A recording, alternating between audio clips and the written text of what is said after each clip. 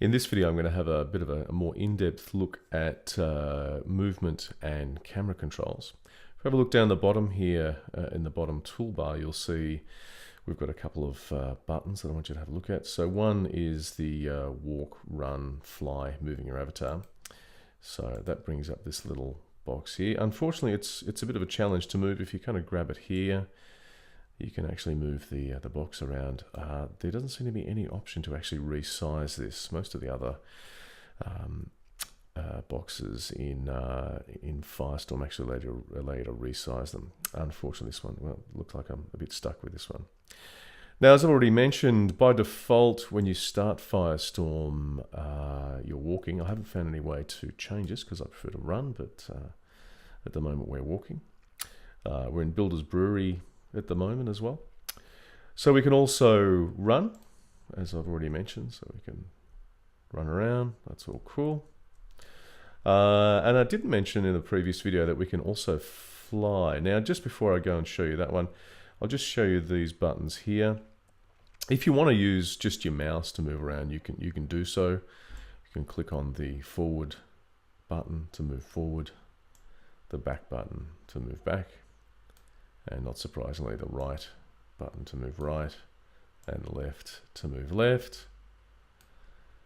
Okay, and these buttons turn us so we can move our avatar around like so. And we can also jump, woohoo, and crouch.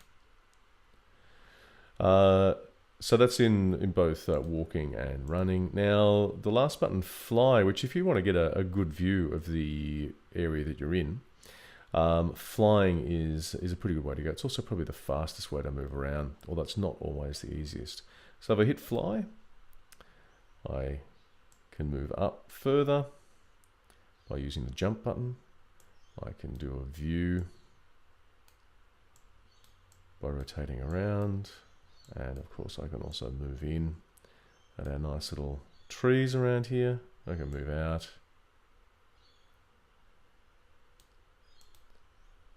And left and right, as you would have imagined. Just move out of the tree. There we go. Oops, it's not exactly precise here. And if we stop flying while we're up in the air, yeah, it's pretty cool. He smacks onto the ground. So that's the movement control. We also have the camera controls, which are really useful to understand how they work. Now, initially when I had the camera controls, they were up here somewhere, and I had to sort of grab them and drag them down. This one you can resize. You can see the little area here that you can handle, and you can drag and change the size of it. So if you want it a bit bigger or smaller, you can do so. Now, the top of this window, I'll just look at first. We have the different views. So this is all in third-person view. So we have a front view where we can see our avatar from the front. We have a side view where we can see just to the side, and we have the normal back view. We also have, I'll just skip the next one for just a second. We also have a mouse button view, which I showed you in the last video. We can go to mouse look, and we can move around in first person. You could also hit the M key, which will take you in and out of that one. Let's just go back to the default. So we're in the back view. The controls in the bottom part of the window allow us to orbit the camera around, so we can actually orbit around our avatar like so, backwards and forwards. We can move up and we can move down. We can also pan left, pan right, and we can zoom in and out. So we can zoom out, we can zoom in. Now, if you get a little lost, if you're out here and you don't know where your avatar is, you've rotated around, you're looking at something out here.